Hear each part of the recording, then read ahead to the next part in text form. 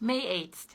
Thank you for keeping me company. Grab a coffee and let's get smarter together. Research tells us two things. Humans, when free to choose, hand power to the friendliest and the most emphatic. A sense of power, however, changes how we generate our model of a world and select the data to define ourselves in that model. And not for the better. In particular, when we define the boundary of ourselves by seeking out the smallest amount of available data necessary to pursue a specific goal in a specific environment we are in, we select less or no data that we also use to define other humans with. What means that, as a result, our goals and plans, not unlike those of a cancerous cell, will become ever more self-centered. So, let's take that knowledge and apply it to heroic societies. Heroic societies formed as counter-reaction to standardization efforts. Efforts that represent a shift of the explore-exploit balance toward exploitation of existing knowledge. The balance is naturally heavily tilted towards exploration, the engagement in random searches, as these promise the highest payoff. More exploitation leads to more manual labor, even when the shift is small and the balance remains tilted toward exploration overall. What requires that the collective keeps up sharing in a human economy way to cushion the high risk of individual failure in random searches. Pushback takes the shape of pushing the needle to the other extreme, even less to no exploiting work, also known as uber-exploring. Now, people have always engaged in a certain degree of manual labor like an ant that does at times follow the pheromone trail to an already discovered food source. Fields of heavy standardization have always been, for example, personal hygiene and food preparation, but also the way internal exploration, the switching between brain circuitry, especially circuits that usually inhibit each other, is initiated through breathing, sense, sounds, taste, movements, drugs, etc., everything we call ceremonies today. The increase of manual labor, especially when it happened incrementally, didn't require the creation of a totally new identity, therefore. The identity of an uber-explorer, on the other hand, was something completely new. To become accepted, people identifying themselves as uber-explorers needed other people to acknowledge their identity, that it was something real. Meaning, to become uber-explorers, they needed to become leaders of a movement.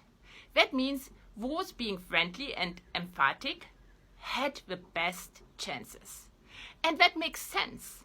Exploration entails ideas of self-expression, creativity, adventure and fun. Those first rebels would have been those who saw their artistic streaks curbed, and those who saw themselves robbed of their chances to prove themselves in a myriad of different ways. Friendly people with a need of an audience, friend magnets.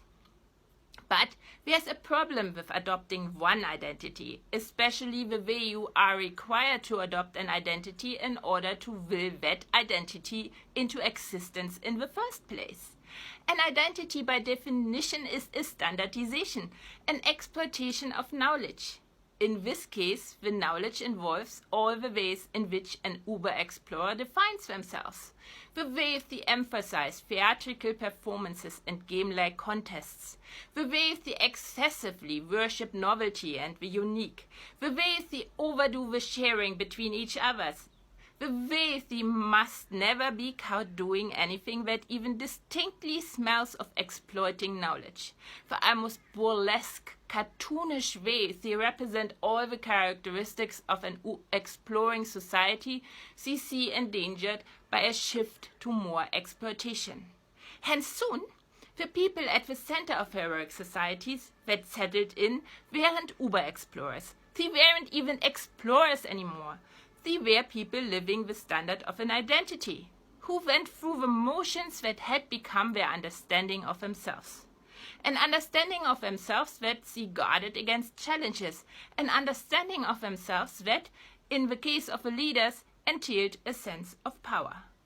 And this sense of power is an acquired sociopathy, disrupting their ability to mirror. Mirroring describes the way we use data from the container that's the other person in the model of a world generated by us to create the present version of ourselves as an actor in that model.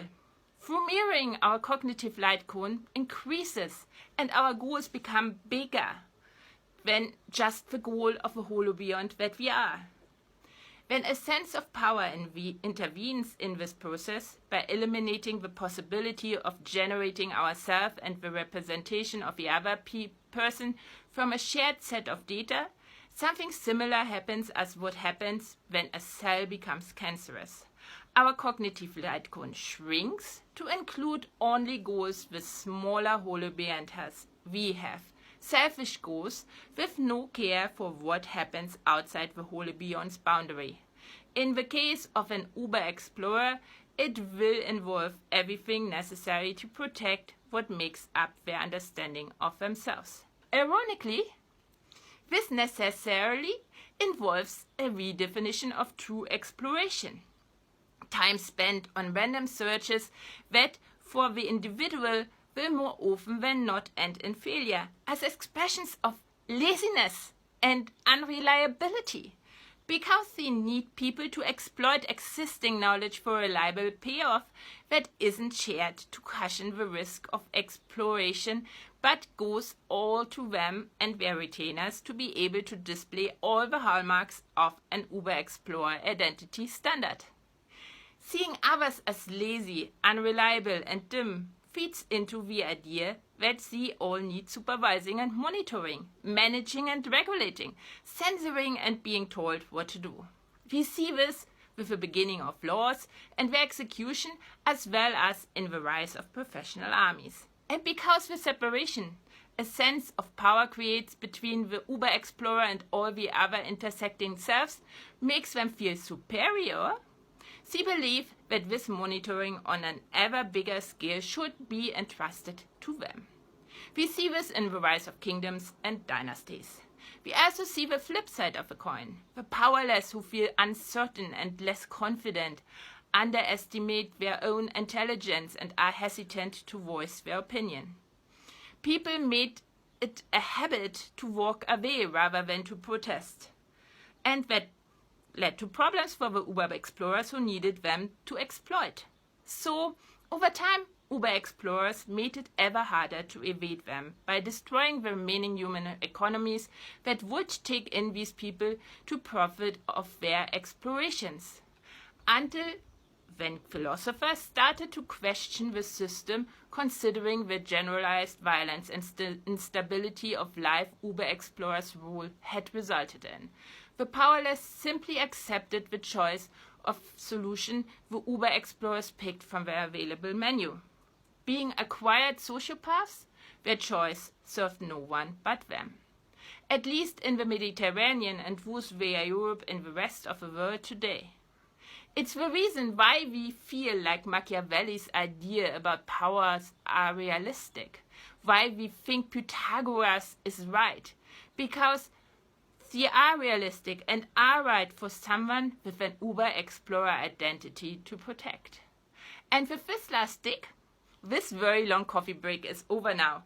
Explore, as an honest think. Make a habit out of thinking. Let's turn thinking into a movement. Like, comment, share, and follow lest you miss a single opportunity to improve yourself and society. See you next time at the Coffee Pot.